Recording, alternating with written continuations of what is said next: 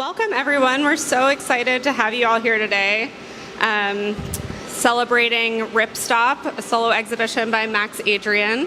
We're going to be doing a behind-the-curtain tour. So this is a free form. Please jump in with questions, thoughts. We want this to be really interactive and less formal than a lecture. But we're going to dive into Max's, wide-ranging inspirations, references, background in making. We're going to get into what drew Max to making from the start. And we're also going to be talking about some of the custom commissioned pieces that are in this exhibition and some of the new technologies that have been that we're testing out and experimenting with. This exhibition is really about visionary architecture, visions of queer utopia, identity construction and formation. So there's so much to get into. They're really sensuous and exciting. They draw you in, but they're really conceptually rich too. So I'm really, really pleased to introduce the artist behind all of this incredible work, Max Adrian. Hi, everyone. This has been such a pleasure to bring all of my work to Houston. To be working with Sarah for the last several months on this exhibition and to finally be here this week and to see everything come together. So thank you all for coming out today. And as Sarah said, please raise hands, jump in with questions as we're kind of moving through the space, talking about the different series and bodies of work. Okay, so to begin, I thought that we would gather around this amazing title wall. It's a custom commissioned piece that Max made for this show. Okay, sorry about the audio. But can everybody hear pretty well? All right, I'll just raise my voice too. So when Max and I started thinking about this exhibition and how to frame, over a decade of making and artistic practice, we really are thinking about this show as kind of a mid-career survey. And we're thinking about some of the kind of overarching thematics. And one of those is this idea of continual becoming. So we're always in progress. We're always under construction. So we thought that, pointing to the materiality that makes the works inflate and tumesce and grow and become when you walk into the show. All of these are actually motion sensor activated, so they kind of swell with air as you approach. So we thought that pointing to the material that allows that to happen was a really great starting point. A lot of the work in this show is inspired by, is the other mic better? Okay.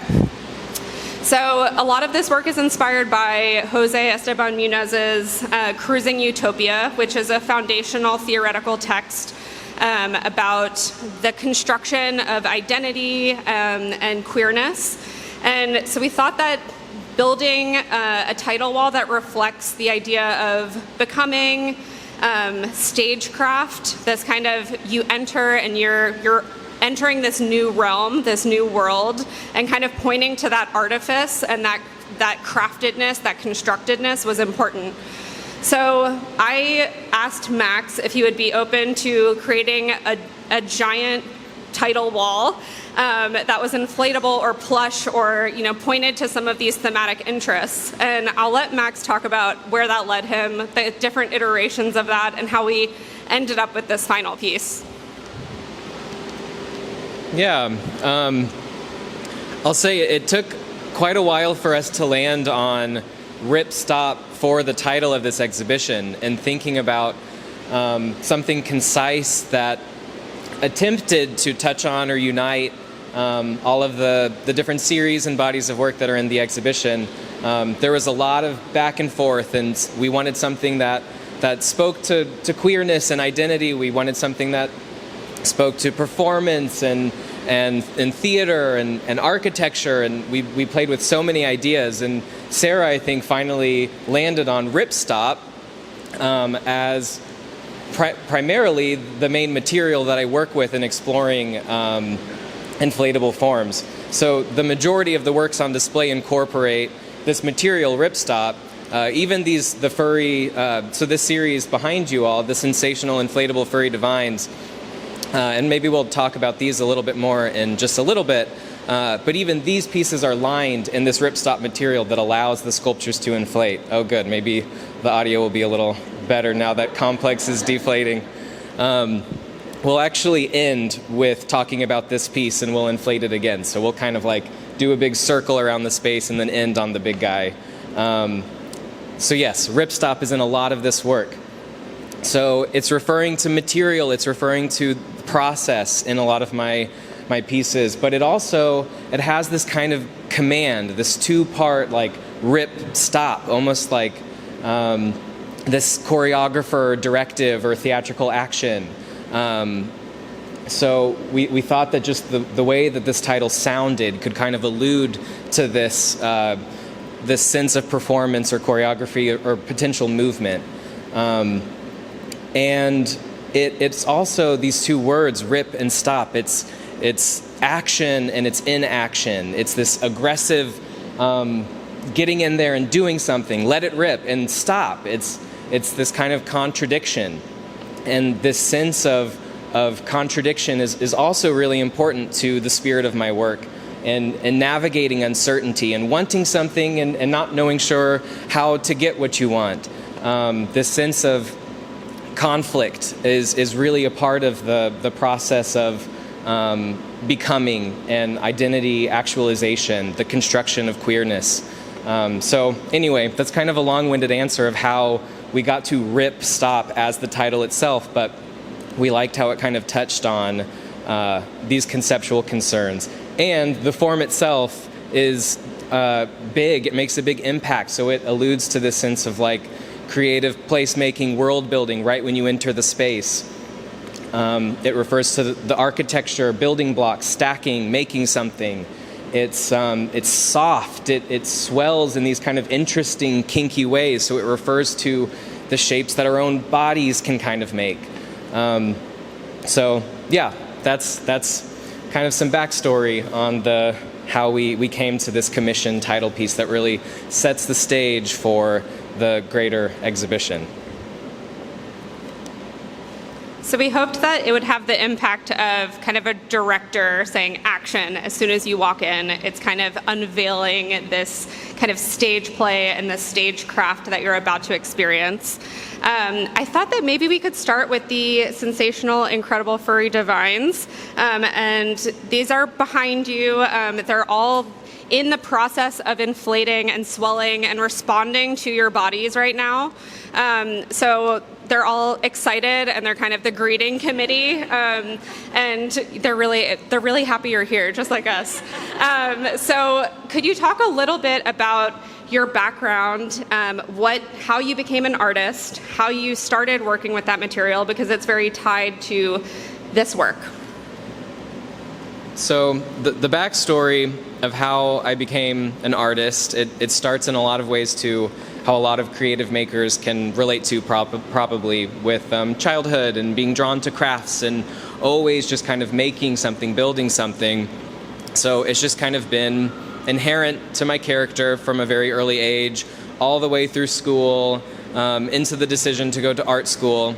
However, in the decision to go to art school, what motivated me was this idea of a career in animation. I was always interested in or loved Pixar films, Studio Ghibli films, loved the sense of playfulness and transformation. So that kind of creative storytelling drew me into an animation program that 2 months in I realized wasn't a great fit for me. I needed this sense of tactility that I had so connected with when I was a kid. So I saw the fiber department, how much fun they were having.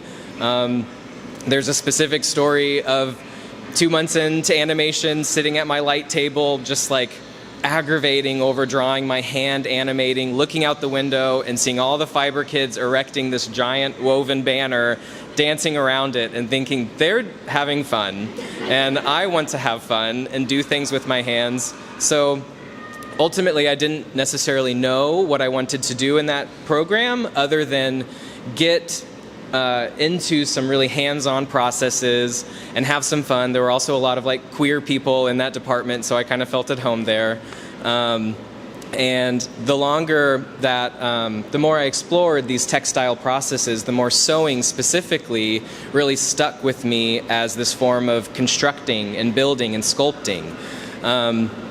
And my initial interest in animation and narrative and personification of objects and transformation, all of those same interests started to translate into the sort of improvisational, soft sculpture installations that I was doing at the time.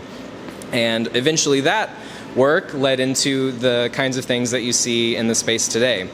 So anyway, this background and interest in animation can maybe most directly be seen in the pieces behind you, this series called The Sensational Inflatable Furry Divines. And I conceived of this series while I was working at a day job at a commercial mascot costume company, which is a very strange day job. And yeah, as artists, we have niche skill sets and find ourselves in situations like that. So as I was making certain blue hedgehogs and candy-colored chocolate characters in my day job, I was collecting scraps and also collecting sewing techniques, coming back into my studio and starting to envision this ambiguous cast of mascots that talked about ideas of the body and queer identity, and working in this commercial mascot shop, working on these characters that are so based in wanting you to buy something or to buy into something.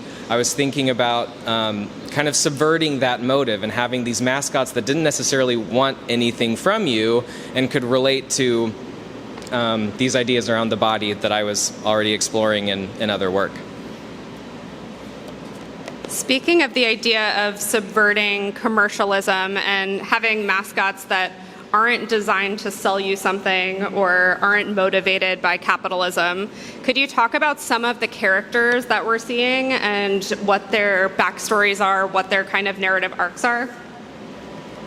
Yeah.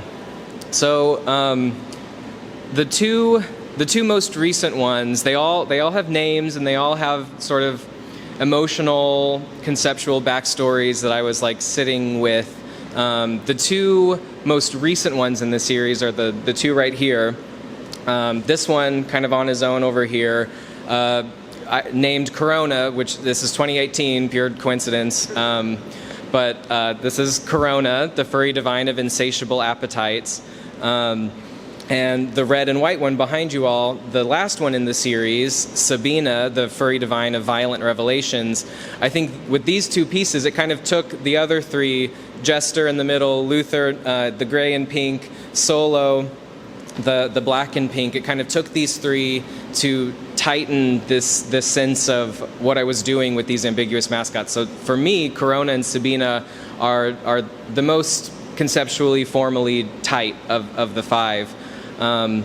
With Corona, this mascot is most directly tackling these ideas around commercialism, consumerism. It's this like bright, the starting point was the bright red Facebook notification icon on my phone that just kept having me tapping the app and just kept having me glued to my phone.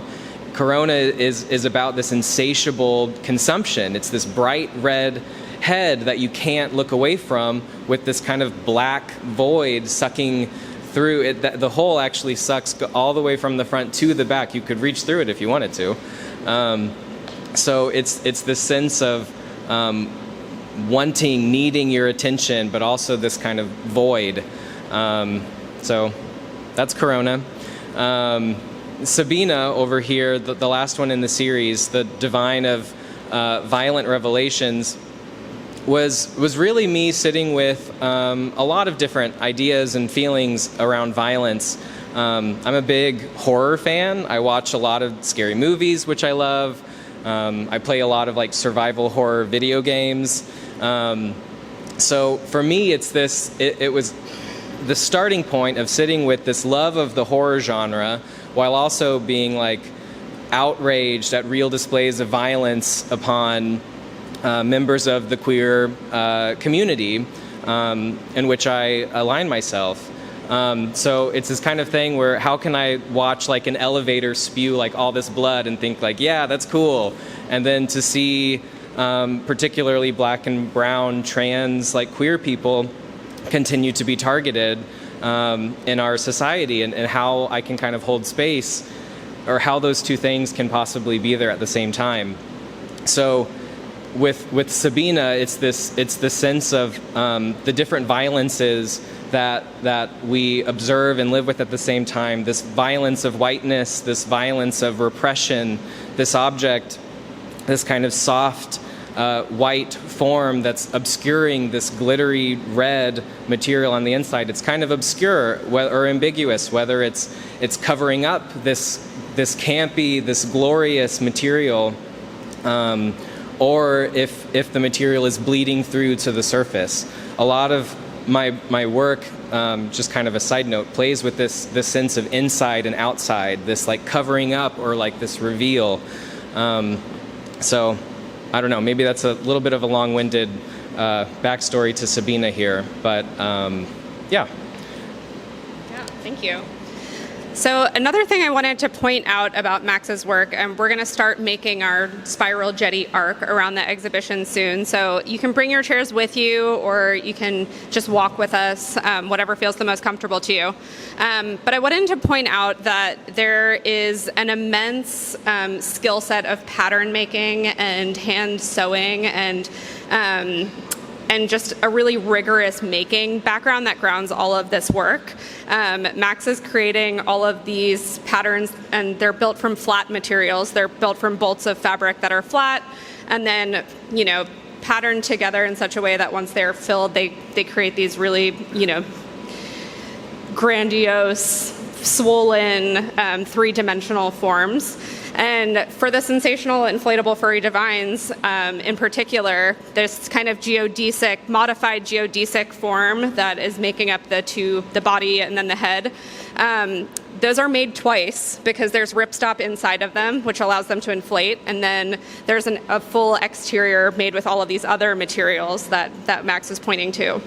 Something that I would love us to do as we walk into, we're going to go to the right and meet at those quilts, is look at all of the materials that Max is using besides RIPSTOP, the faux fur, the pleather, the spandex, the vinyl, the fringe, and maybe we can talk about how those act as proxies in your work for kind of social signifiers. All right. Yeah.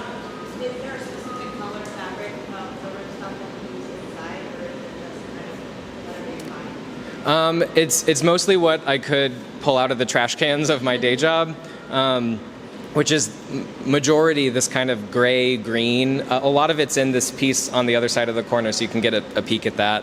But there's some white in there. There's probably a little bit of red. Yeah, whatever I could pull out of the trash cans. Yeah. Yeah. Can you explain how the material got the name of RIPSTOP? Yeah, the history. Oh, the history. So it started. There's a whole paragraph on the other side of this wall too, with some information about that history. From what I understand, it relates to, or it was founded as a very tactical kind of material that, by the military for tactical gear and stuff that could stop tears, because in a standard kind of warp weft woven material, you can tear something all the way across. RIPSTOP was like an additional grid of reinforced threads that could act as kind of stops, like barricades to the tear. So that something could tear, and that reinforced grid would keep it from progressing much further. So it was used in a lot of tactical gear and parachutes, and now it's in all of the cute inflatables at Lowe's and Home Depot that you see when you walk in there. Yeah, does that? Yeah, absolutely. Sure. So being here in this exhibit, I think also back to Rice's recent exhibit, Wonder Vision with Young Joyce, and I'm kind of fascinated with the artist's propensity to name three-dimensional creatures, and like why do we have this human desire to like name sculptures named after fabric? And so have you like thought about that, or can you respond to that a little bit? Like why give your sculptures a name and a backstory? Why not just let them be sculptures? Yeah, I think for me that relates to my interest in animation and storytelling. It's a little bit of world building, I guess. Like it's not necessarily like about a linear story, but it relates to this sense of playfulness. Like even, I don't know, like going on walks, like I see a fire hydrant that looks really cute, and I was like, you know, those could be eyes, that could be a face. We just kind of have this way of like projecting bodies or characters or a sense of narrative, even in the absence of an actual narrative, onto the material world around us. And I think that I don't know, allows us to feel more like a personal sense of connection to the world around us. So there's also just kind of some campiness to it. There's like, I mean, the gall to like make these characters and call them something and have them stand for something as grandiose as like fearsome desires or violent revelations. Like, I don't take any of this seriously or like expect them to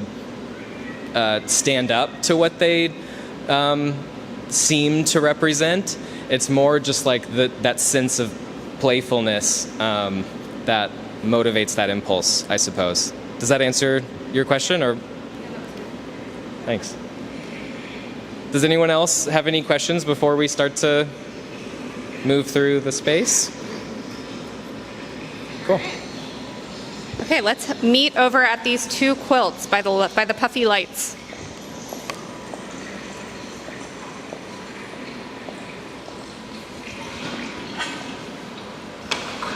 So loud.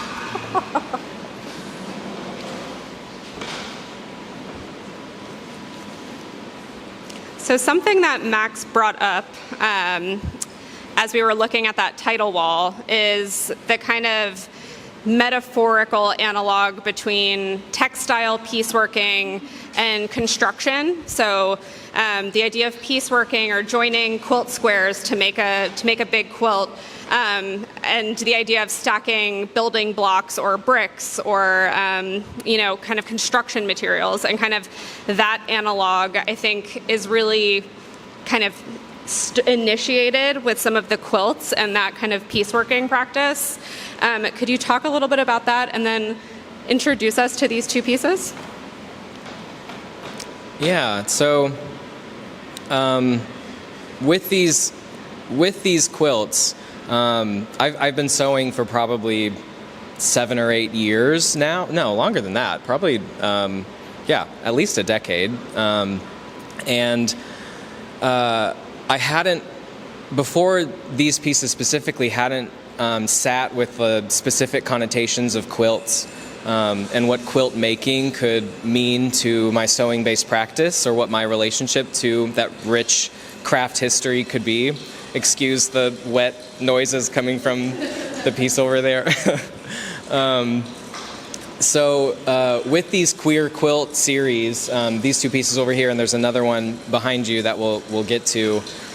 This is me, like, as a queer cis male identifying person, trying to form my relationship to quilting and thinking about quilts as these, in many ways, these craft objects that are storytelling devices.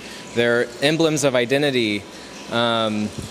They're objects of inheritance. When I think of a quilt, I often think of something that a grandparent bestows upon their grandchild, and something that's passed down in generations. So for me specifically, my associations to quilting are a lot about inheritance, heritage, lineage, and as a queer person, those can be kind of fraught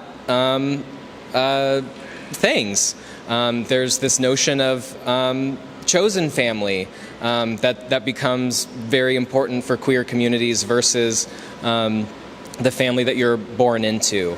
So as I'm exploring what it is that quilts mean to me, it's really the sense of like what kind of quilt could conceptually, not necessarily literally, I inherit from my queer ancestors before me, or something that I could pass down to the queers that follow me. So it's important to me in this sort of series of work to reference the material, the actual form of the quilt. So from afar, you see the stitching, the actual, like the quilting reveals this texture in the material as the stitch pierces through the multiple layers. There's kind of a conflation of like piecework and quilting, where piecework is like the joining together of shapes in like the top layer. Quilting is what actually pierces through all of those layers. So like in my early work, which was primarily more piecework, people would often talk about quilting, but it didn't necessarily involve that specific process of piercing the layers. So I wanted that process to be incorporated into my piecework, and then to, upon further examination, to kind of subvert your immediate associations to the form of the quilt. So with both of these pieces here, these are composed of smaller sort of quilt blocks that are all grommeted, and in a very modular fashion, they're kind of held in place with this metal hardware. So it would be more dramatic in this piece, or it is more dramatic in this piece, but if this hardware wasn't there, none of this would be able to retain its shape. It's only held together by that hardware. And it does something kind of cool when that hardware isn't there. But for me, it's important to have that hardware kind of help make this like sort of kinky sexuality and imbued material to take your association of a quilt to like another layer or another space. Yeah.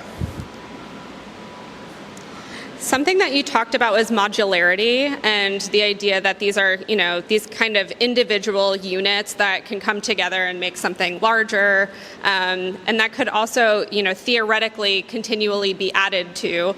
And I think that that's a really nice kind of connection with some of the thematic threads through the show about, this continual pursuit of building a space or a future or an identity. It's like a continuous work that is happening.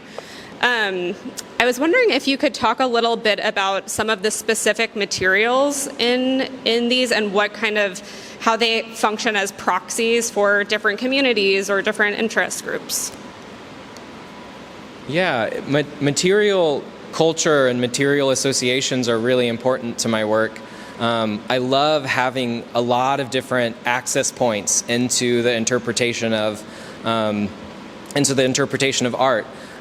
So having specific materials like pleather and athletic mesh is actually the binding material on both of these quilts. So for me, these materials, vinyl kind of alludes to like, some booty shorts. You're getting ready to like go to the club, and like maybe you have like a cute mesh tank top that like you really feel yourself in. So like these materials speak to these particular spaces of like coming alive in a particular way. And for me, these materials speak to like that moment of joy. I think all of us, queer people, non-queer people, can relate to like not necessarily being able to express ourselves at our fullest or our best all the time. And sometimes like you need a little superhero costume, you need that thing that kind of like helps you get to that place. So that's why I like to work with these materials that are loaded with those kinds of performance, play, sexuality sort of connotations. Thank you. Okay, so speaking of kind of really sensuous materials that are thinking about play and performance, we're moving over into this corner with the giant furry cat tower sculpture, and this kind of community of plush characters and leather baby. So maybe I'll just start by saying that there's this kind of allure to all of the materials in Max's show. I mean, the first time I saw this work, I wanted to jump into it and like lay on top of it and feel it. And it does look like flesh folds, and it's like swollen. And then it also has this performative element. It inflates and deflates. So there's really this sense of desire, allure. They make you want to do something. They make you want to touch. They make you want to, interact with them in a certain way. And I think something that is really brilliantly played out in this work is the kind of ASMR kind of, feeling materials, joining materials, looking at them in a certain way that is particularly desirable. Could you talk about this corner of work? Yeah, this is definitely the like sensuous corner. This piece right here, Yellow Tower as an unruly body, this has gone through so many iterations, and it also kind of signals this pivot in my work to talking or trying to merge ideas of desire and architecture. So this piece is made from individual. So this is just a modular stack of things. Like if you pushed against this would all tumble and fall down. And incorporating the sense of mutability, portability, modularity into the work allows these things to exist in lots of different ways and be used in different ways. So an architectural furry component that kind of references part of a cat tower can also become a stage, can also become a costume piece, an extension of the body. I really try to live just personally by this philosophy of like nothing has to be anything, anything can be anything. And I'm more and more incorporating that into the work itself, and having things be made into components starts to allow for more opportunities of play and transformation. So especially with these ideas that are kind of connecting machine, body, structure, this piece kind of like services those ideas in a way, while referencing some like modes of consumption. I'm a big like oat milk and clementine fan. So like there's an oat milk container here that should be dripping goop through the sculpture. We're having a little goop issue right now. And like the clementine peels, this piece is using these very alluring architectural tactile objects, and also taking stock of my own personal patterns of consumption, whether they are like consumer objects or media that I consume as well. So that's where the videos kind of play into these sort of like BDSM strategies, ASMR videos. So play, consumption, desire, structure, that's really what's going on here, transformation. With these two pieces here, this is more recent. The more like directly architectural pieces in the show are the most recent. This is coming into some older work that's was made or conceptualized around similar times to the Furry Divines, and getting into the quilt pieces as well, where I think of like the sense of desire and personal identity, and then with the architectural work, this sense of desire enacting within the built environment. So these pieces here, this is one iteration of this ongoing series that I call the Buddy Community. And they are these ambiguous figures that kind of serve as their starting point, the GIMP suit, but also pulling in associations to different costumes, stuffed animals, toys. It's kind of unclear, like these figures, if they're in their natural skins, if they're trying something on, but they are in community together, and that's something that I think about a lot in my work, is this idea of queer kinship and community, and going through the process of trying on identities, playing with our self-expression, all at the same time. Yeah, and Leather Baby is just a kinky little leather baby. It's all about this this contrast, this soft object that references limbs or a body that's constrained, that's suspended from the ceiling, that's squeezing through these metal rings. It's hard and soft meeting. It's adornment. It's decoration.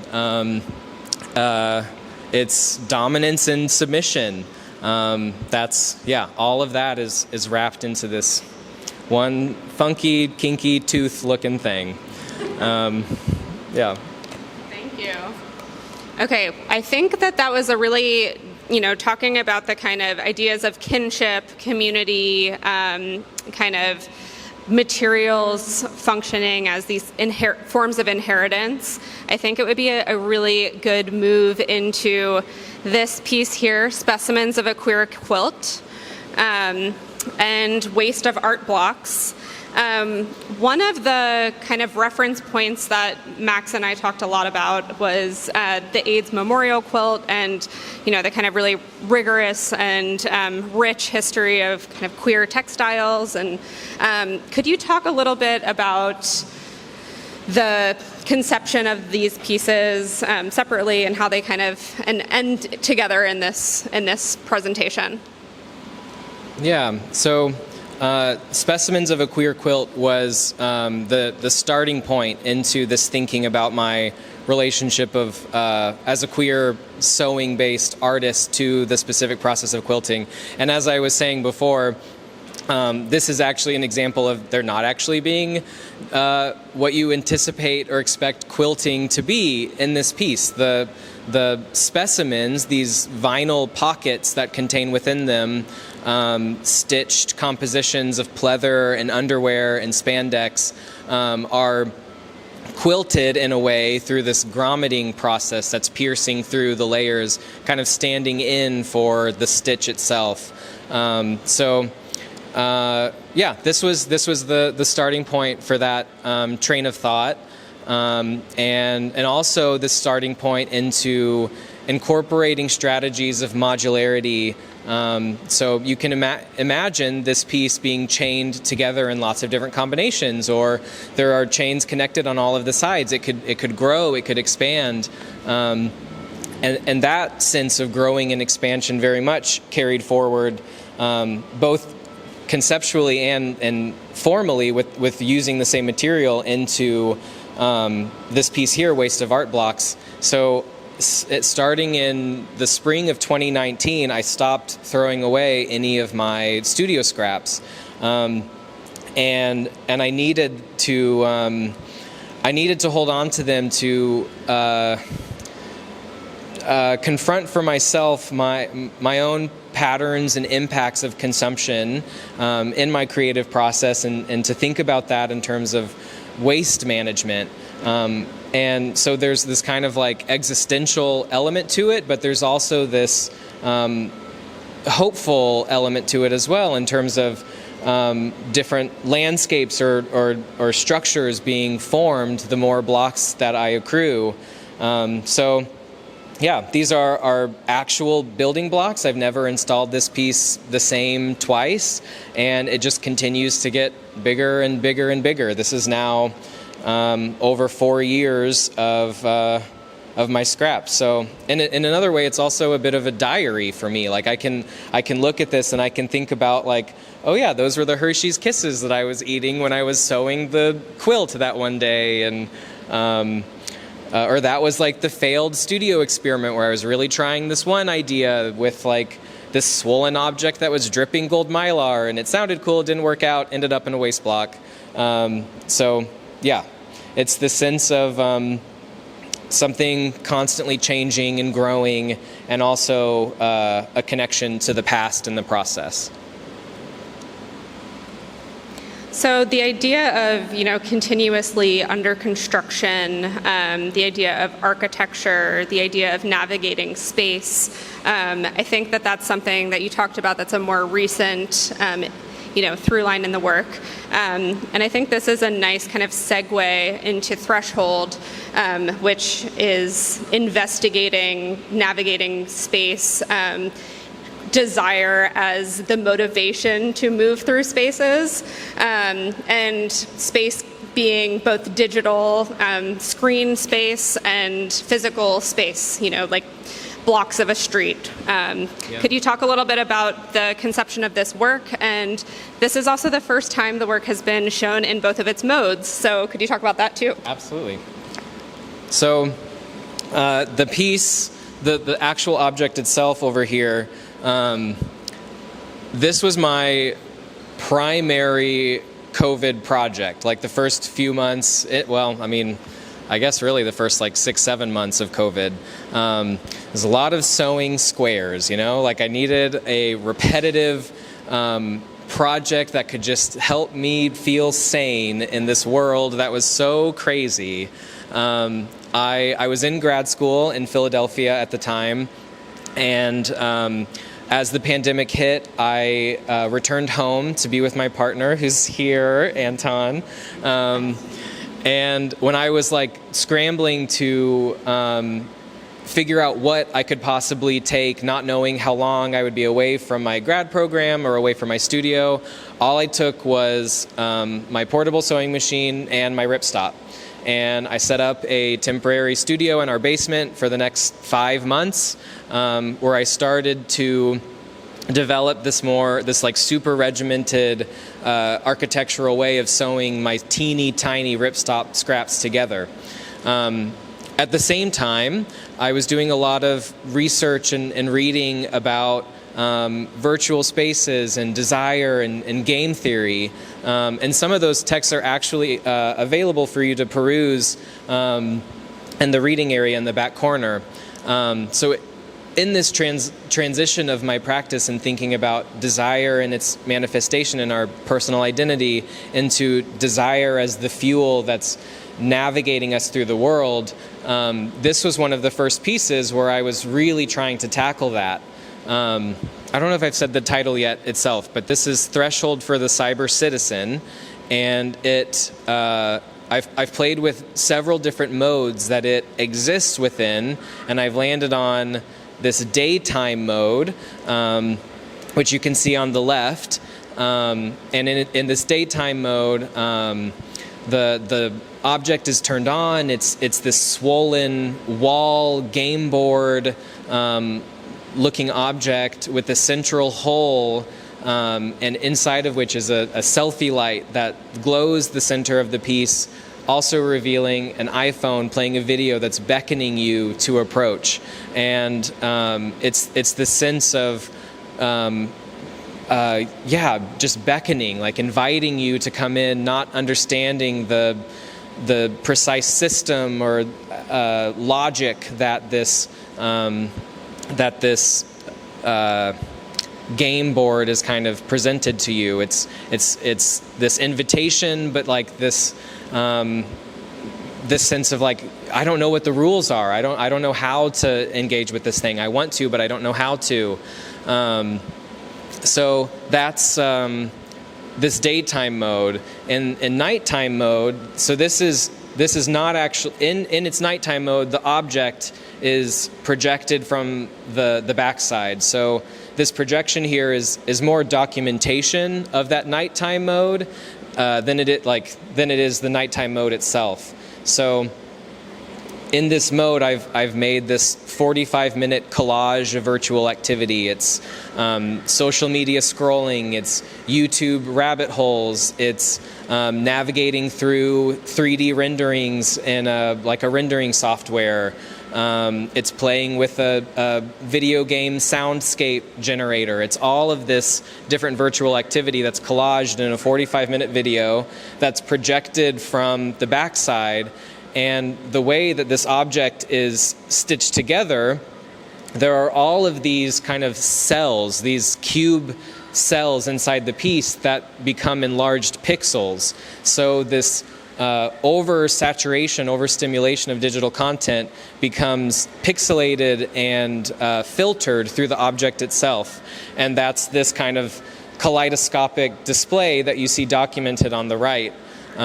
So all of that virtual information just starts to become this wash of color and light and sound. Yeah. You got a question? Yes, please. I'm just curious, how much of the concept was intact when you started and how much changed as you went along? Thanks. Yeah, that's a great question. I'm very much like I live with the object and let it kind of take different directions as I'm working on it. I'm very rarely the kind of artist who like has an idea and just like does the thing. The rare exception to that is the giant thing in the center of the gallery.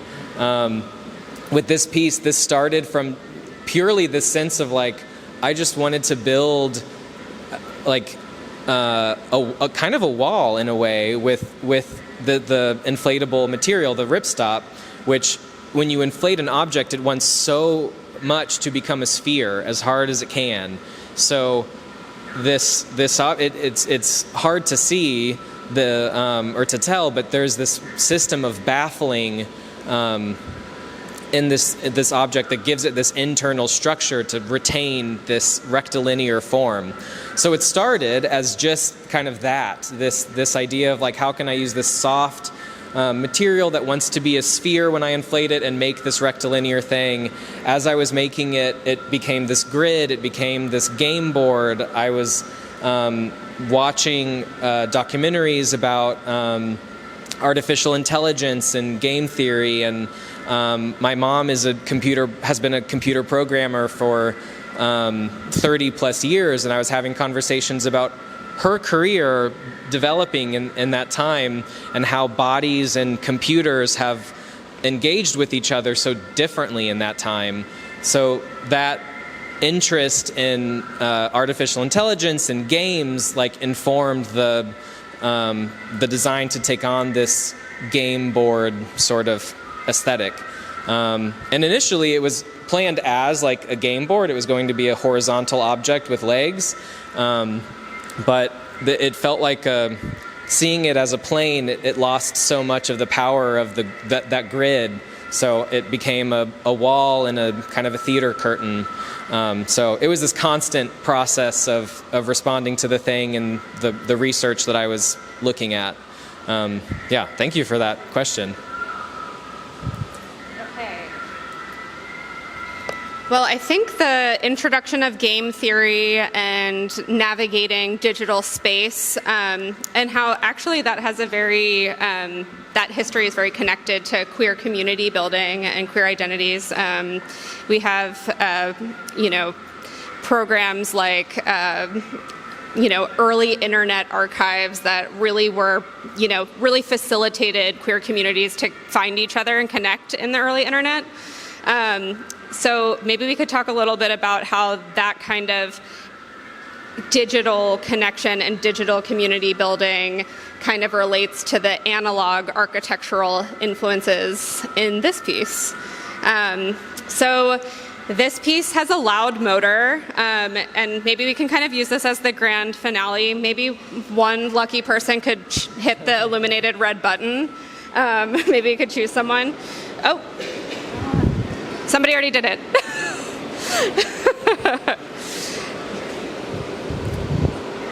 So this piece is called Infallible Complex, and just bask in it in the way that it performs, the way that the air moves through it, and it has this kind of choreography. And I'll let Max tell you a little bit about the conception of the work.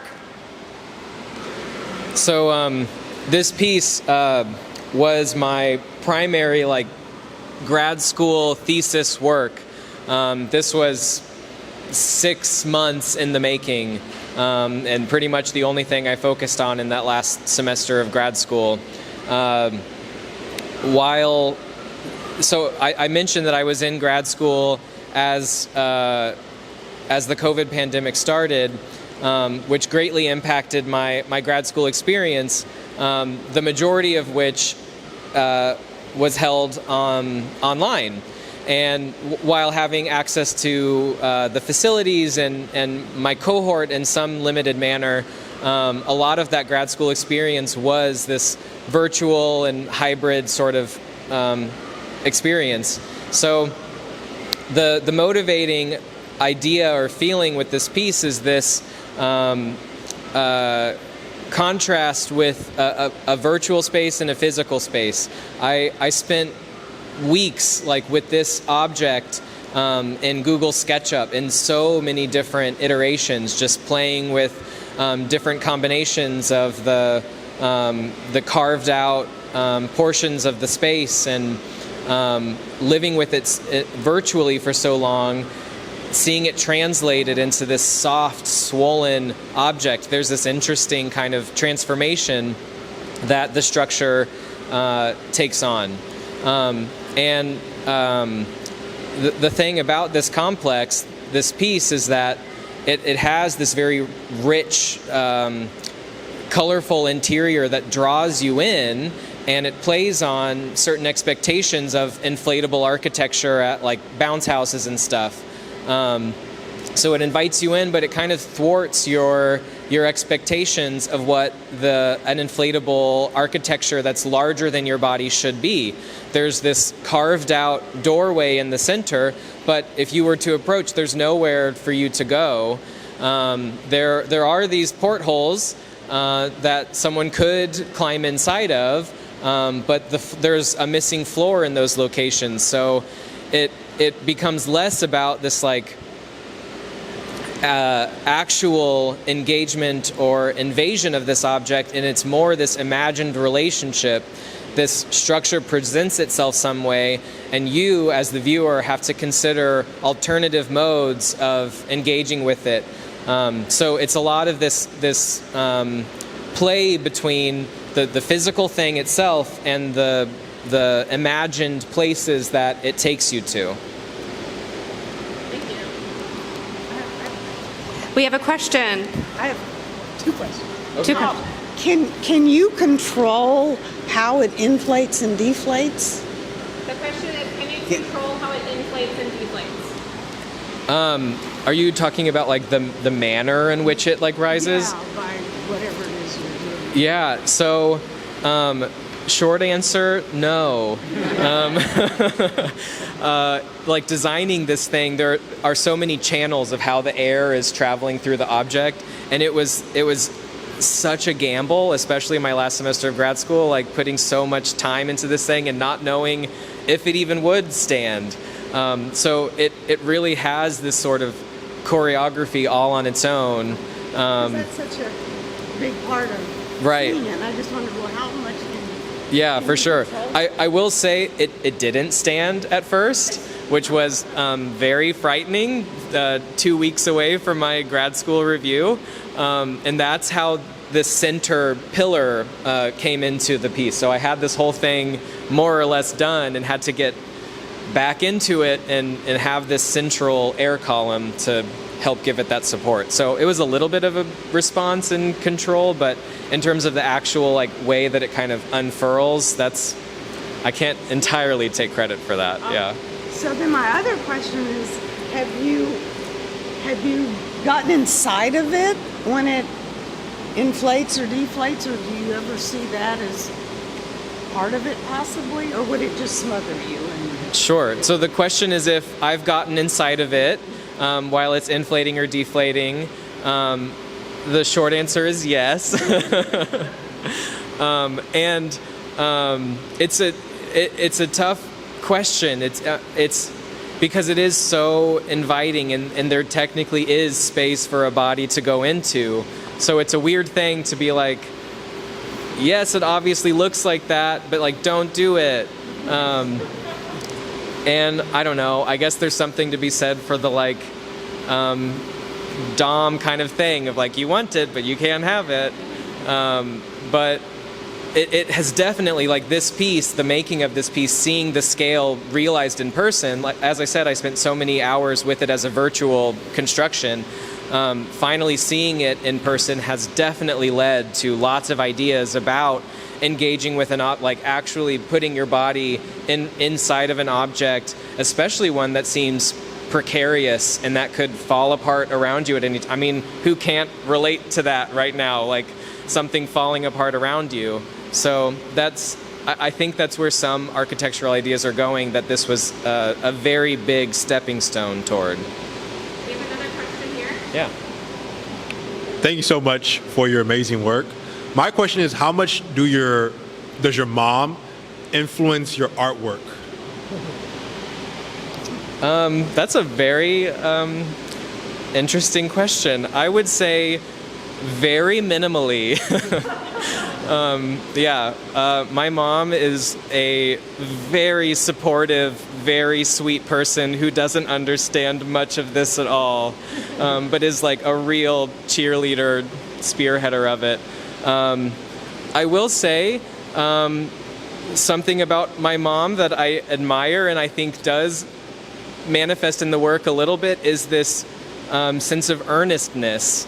I've maybe touched on some things that sound a little heady or conceptual, but like at the real core of my work is like a real just earnestness to like to explore self-actualization and to have conversations around identity and feelings.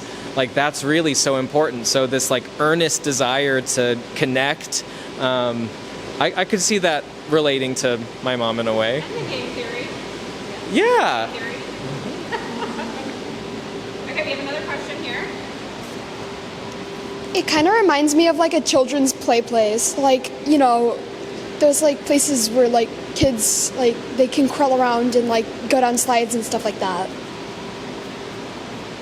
Yeah, absolutely. It definitely is a play place, and that's part of that's an important part of the work. Like I want everyone to feel access to this play space. You know, like we have this sense that like we're supposed to grow up and be done with play and know exactly who we are and how we're supposed to navigate the world. And I have not connected with that idea ever. Like I always feel this like sense of like I don't entirely know who I am and want to be, and play is like such a valuable method for navigating through those feelings. Yeah. I just wanted to say, can you hear me? Okay. I just want to say that I really enjoy just thinking about just queer as a deviant word and kind of where we are politically, for you to bring in like the elements of like child's play within the concept of like sexuality over time. And so much of it seems like a progression between like ancestral storytelling with this mixture of like history of queerness and materials to like age within play. And I just think that that's like a really good conversation happening all together that's usually like a little uncomfortable, but it's done really well. Thank you. Yeah, I appreciate that. Yeah. Okay, are there any other questions from the audience? Okay, well, I think a really nice place to end while, you know, we're competing with the sound and performance of this work is the real sense of hope that I take away from this exhibition. These expressions of visionary futures and visionary spaces where we can play and can self-actualize and can do that in a way that is fun and safe and accessible for all. So, perfect timing. So, yes, I really hope that you all can continue to bask in the kind of performativity and becomingness of Max's work. And I really appreciate you all coming here and spending time with us on Saturday. Thank you so much, Max. Thank you all so much.